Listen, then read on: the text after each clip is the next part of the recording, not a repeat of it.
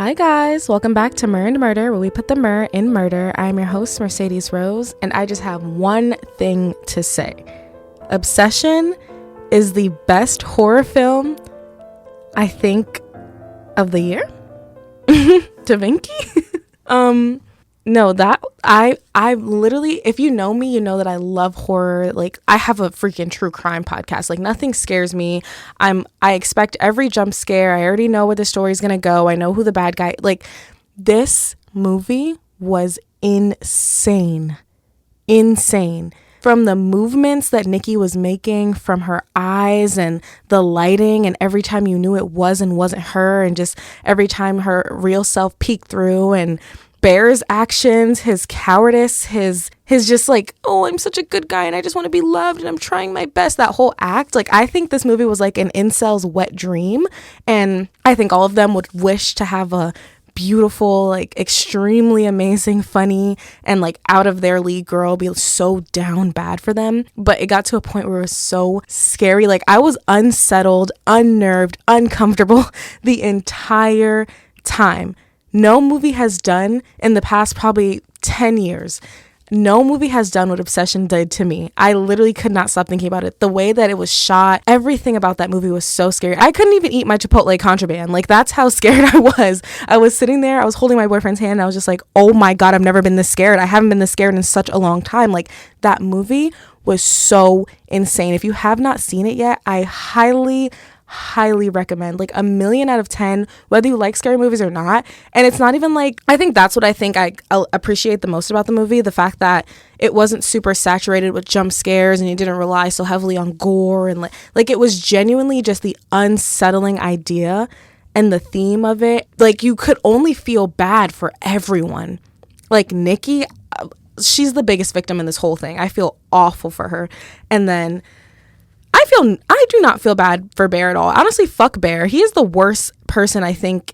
Honestly, not in all of the horror genre, but he's definitely up there. He has to be like top 15, top 10. Honestly, I'm giving him grace. He literally ruined this girl's life and then got off so easy. Like, that whole thing is so unnerving. Like, there's so many unanswered questions and so many things.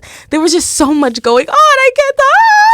Like, even just talking about it, I'm like, oh my God. But I definitely will be seeing that movie again. Like, I don't really watch movies over and over. Once I know, and I'm like, I already know what's about to happen. I can't sit through it. That movie, I think I could watch a solid 5 times and not get tired of it. So if you have not watched Obsession, you have, honestly, stop listening right now. Please don't. But honestly, if you have to, stop listening right now and just go watch it, because that movie was so fucking good. I'm sorry. But yeah, that's my piece. That's my little open for the show. We're going to get into today's case. But before we do, don't forget to support the show on all platforms. You're available on YouTube or all listening platforms ever known to man. Except for Tidal. One of my coworkers asked me if my show was on Tidal. I was like, do they have podcasts on there? I don't know, not about that. But everything except Tidal, I think. And we're on YouTube. I have my Instagram. I am setting up my TikTok. It's still a little bit of a work in progress. So please, when that is up and running, I will let you guys know. I am still working on getting a camera so that we can go back to having video. I just want the best quality for you guys. If I'm gonna expect you guys to support me, I want to be able to put my best foot forward. So until then, you will just have to listen to my sweet, sweet voice. But thank you all so much for the support. Thank you for showing up every week, showing up for me, giving me your comments, your criticism, whatever you can. Thank you for supporting the show by rating, liking, interacting in any way. And thank you all so much for being here. Let's get into today's case. According to concussionsandcte.org, chronic traumatic encephalopathy, more commonly known as CTE, is a progressive degenerative brain disease found in individuals with a history of repetitive head trauma, such as concussions or repeated non-concussive hits. The symptoms of CTE include confusion, memory loss, impaired judgment, behavioral issues, and aggression. But what's most concerning is these symptoms tend to take years or even decades to really appear, making it harder for doctors to diagnose and treat the patient accordingly. For the past few decades, possibly even longer, we have seen a rise in violent crimes carried out by those suffering from CTE, some not even realizing it. According to their loved ones, they used to be so different before this kind of switch flipped in them. We've mostly been exposed to CTE in cases surrounding famous athletes such as Aaron Hernandez, Chris Benoit, and more recently, Shane Tamura.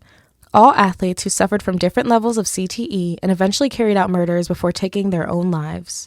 But the exposure to such cases pushes a stigma that CTE may only be obtained at the professional level of a sport, or a disease that only appears in older men as the years of head trauma develops in their brains. But that is not always the case, and today's case proves why we should be doing much more research on CTE. Today we will discuss the case of 19-year-old McCann Utu Jr., a teen athlete who experienced 2 significant concussions during his athletic career, and how in just a little over 2 years following the second concussion, this seemingly healthy and happy young man became almost unrecognizable to his loved ones, before heading down a path of complete devastation for his family and those that loved them.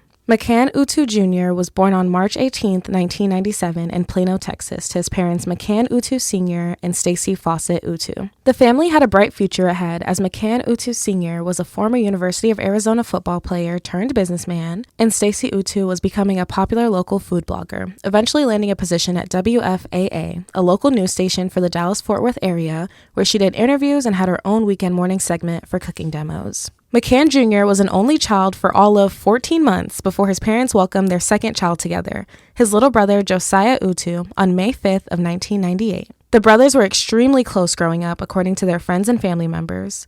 They were best friends and practically inseparable. They did everything together, especially sports. Josiah really looked up to his older brother McCann, and McCann always looked out for Josiah, even when the siblings had to face the difficulty of their parents splitting up and ultimately getting a divorce. Not much changed for the family, though, as McCann Sr. always made it a priority to remain close to his ex-wife and be in his sons' lives, even if they lived separately. As McCann Jr. and Josiah got older, they continued to pursue their love of sports.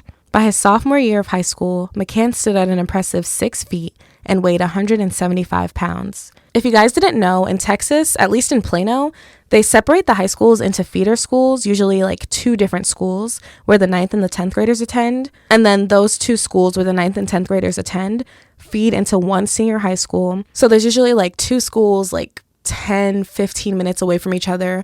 And those schools get kids from their separate middle schools and their separate elementary schools, but eventually everyone kind of just meets up in senior high school. Now, the feeder schools have their own sports teams, the JV or junior varsity teams, but the junior students could still try out for the varsity teams at the senior high schools. And if they were good enough to play with the older athletes, they often got to play on the team for all 4 years of high school. This is a big accomplishment in high school. To be able to say you played on the varsity team as a freshman or sophomore speaks a lot to your athletic ability. And that's exactly what McCann did when he made the men's varsity basketball team at Plano West. McCann was very excited to venture into this journey, but unfortunately his basketball career would be cut extremely short due to 2 severe concussions he experienced during gameplay. The first concussion McCann experienced was during one basketball game, but he was cleared to continue playing very soon after. But unfortunately, in the fall season of 2013, McCann would find himself in the same situation, but this time significantly worse. During this game, McCann jumped up to dunk the basketball into the hoop, but he fell and landed directly onto his head, knocking him out cold in the middle of the court. Several attempts were made to wake McCann, but when he finally woke up, the damage was already done. His friends and family stated that the concussion he sustained this time around was so severe that he was forced to quit playing basketball altogether because he was unable to pass the multiple concussion protocol tests carried out by the school's medical team. Unable to rejoin the team, McCann ended up with a lot more free time on his hands. According to his best friend, Wasim Limbada, a young man he practically grew up with since first grade, McCann became involved in the wrong crowds. He stopped showing up to practices, began doing drugs, and started appearing more and more depressed. There was also an incident that occurred just months following the second concussion in the spring semester of 2014.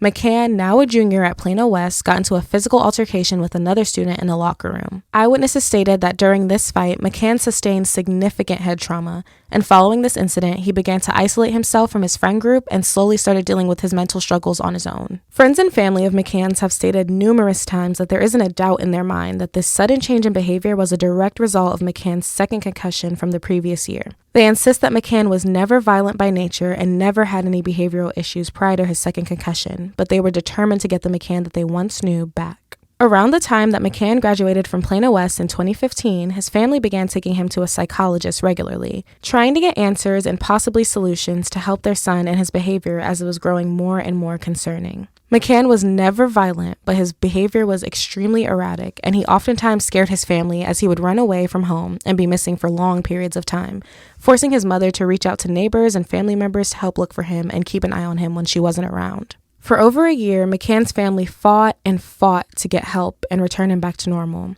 but unfortunately, they would lose that fight on one fateful night. On Friday, April 8th, 2016, Plano police dispatchers received a call at around 12:30 a.m. On the other line was a young man.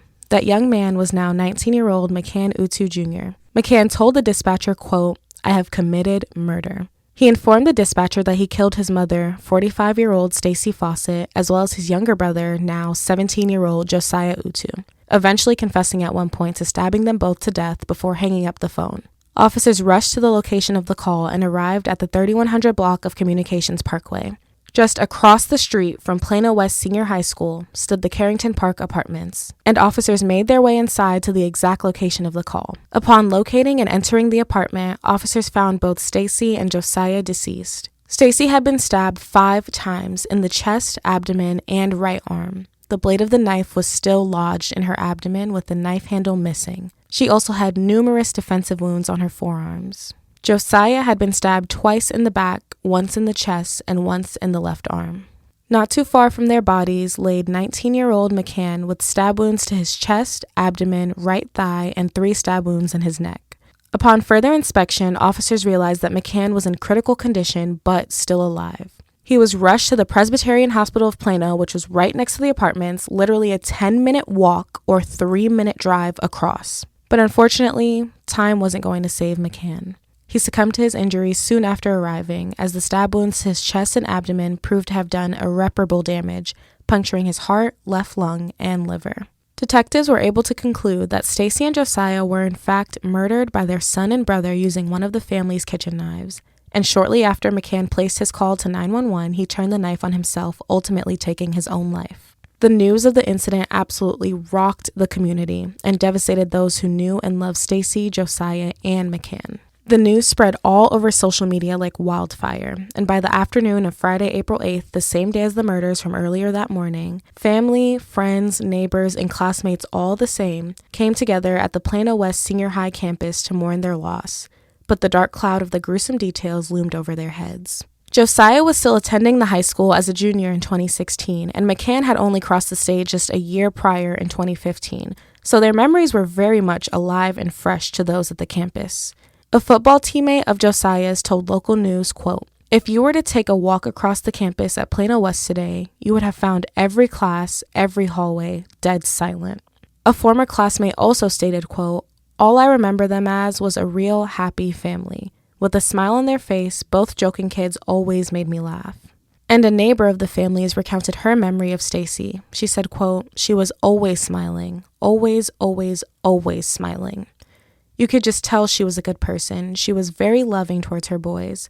She was a good mom, and the boys looked to be good boys." The community simply could not fathom the events that took place earlier that morning. One of McCann's former classmates said, quote, "I would think that if anything, he would be the last person to do something like this because he had the best heart. He had the best laugh. He was a funny kid, very loving kid." But those closest to McCann said the warning signs were in fact there. Just 2 days before the murders on Wednesday, McCann tweeted to his Twitter account, quote, "I prob will be the next to die," end quote. And apparently not too long before this incident, one of McCann's close friends passed away. With the loss of 3 dear family members and friends, the community was forced to move forward with the next steps of this process. A memorial service was held at Prestonwood Baptist Church on April 12th for the mother and her 2 sons. By the time the church doors opened at 5 p.m., over 2,000 people who knew and loved the family were in attendance and spent the time comforting and embracing one another as family members took the stage to share their memories and encouraging words of healing to the crowd. Lynn Croft, Stacy's mother, spoke of her determination as a woman and mostly as a mother. She said the first line of her obituary, that Stacy was a, quote, "force to be reckoned with," absolutely resonated with her. Lynn said, quote, "I had never met a more determined person in my life." She said Stacy loved people and was the kind of person who thought she could fix anything, and that she remained determined until her final day to try to fix McCann. Lynn wanted the crowd to realize that mental illness was not something they could easily understand, but she said, quote, "McCann loved his mother. I want that to be totally understood." McCann Utu Sr., the father of the boys and Stacy's former husband, took the stage soon after. He pleaded with the parents of the audience to pay attention to their kids in sports and take injuries such as concussions seriously. For every parent who has a child in any sports, I ask you to think about how can we make changes? How can we protect our precious but suffer these terrible head injuries because my sons pay the ultimate sacrifice? McCann Sr. powered through his speech despite his pain and tears for his slain family with a simple call to action for other families with children in sports, hoping they wouldn't meet the same fate. Stacy, Josiah, and McCann shared a private funeral service. Scott Fawcett, Stacy's brother, told News, quote, "The thought of memorializing them separately truly makes even less sense to us than the tragedy of why we are all here."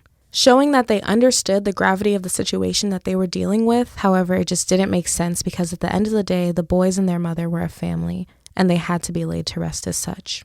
And that's exactly what happened, as the family was laid to rest, leaving their surviving family members to advocate for victims of serious head trauma and CTE.